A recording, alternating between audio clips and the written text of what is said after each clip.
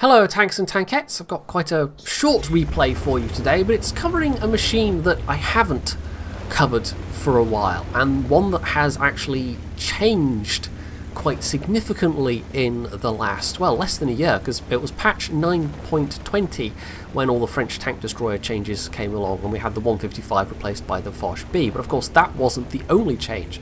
This now has an autoloader on its top gun, which, you know, isn't really news to anybody that's been paying attention, but it does represent quite a significant change, because once upon a time the recommended firepower to use on this was the 100mm gun. It was good enough in terms of its penetration, it was good enough in terms of its damage, it had good DPM, and the fact that you didn't have the super duper DPM, or not the super duper DPM, the super duper penetration of the 120mm didn't matter so much, because of course you had premium ammo as a thing, and it really wasn't worth dealing with the extra aim time and the lower DPM of the 120mm. But that's just not really the case anymore.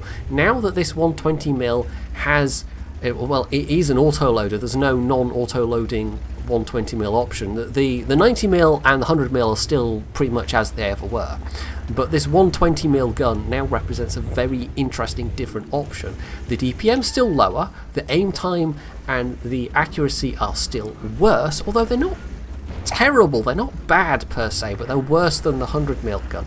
But what you do get instead is this not 120, what am I talking 1200 even, I was off by a decimal place there, 1200 burst damage from this 3-round clip. But of course it does leave you rather vulnerable while you're reloading. You've got a good 34-35 seconds of reload. And one of the interesting knock-on effects is that this machine no longer gets a gun rammer.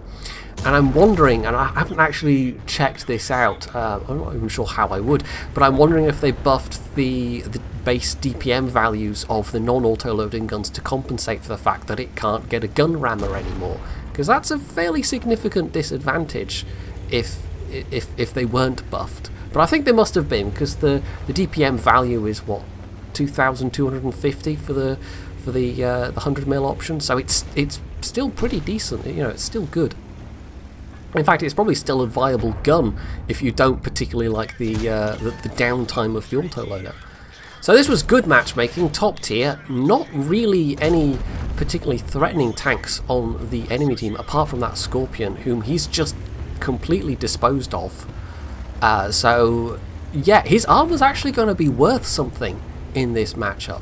And the armor on this has always been okay, it's not anything you would want to rely on, but for aggressive play, it can actually work out rather well. And I should note here, I mean the frontal armor, the side and rear armor is basically, you know, cheese.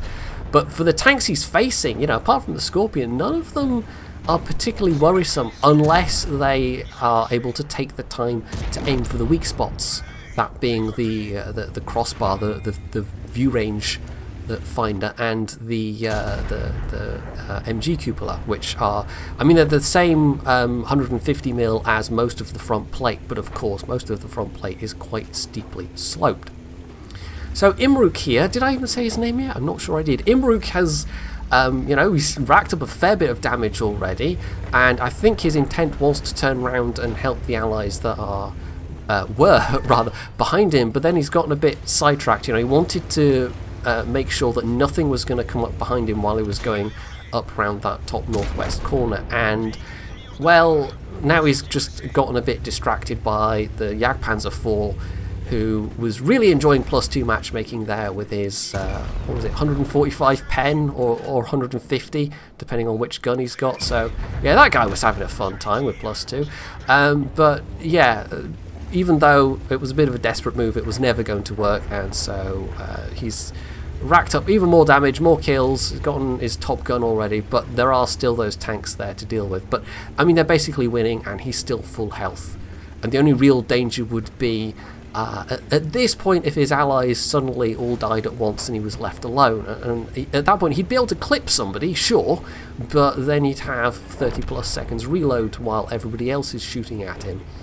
And so that could be a bit nasty, but that's not the scenario that's playing out here. This has been quite a quick smash and grab, and so Well, this guy is more than easily low health enough to just clip out, and that just leaves a Stuart Emil whom his allies are going to kill, so that is just about going to be the game. So yeah, this was good matchmaking. He had enough cover while he was reloading initially to just run around and clip things, and then enough space to, you know, enough distance from his enemies to then safely reload a bit later on when more of his allies had died. And so that was a nice easy ace tanker, all things considered. Didn't take a single point of damage and did over 5,500 in return, getting him base XP of over 1,500, which is not bad when top tier. He really considerably outdamaged everybody on his team. There was only one person on his team that did over 1,000, no, 2 people that did over 1,000 damage. So he really did dominate it damage-wise, and that's where this burst damage becomes a really interesting option. You're not going to necessarily always get results like this. In fact, you definitely won't always get results like this. And in terms of facing enemies close up, you know, the 100mm option is still going to be preferable, but if you get the space to work with, being able to run around and clip people for 1,200 damage at a time, that's really powerful. And in some ways it's almost more powerful than the 5,100 because you've got more armor to work with than the 5,100 does, although that's not necessarily always going to be a factor, as I've said.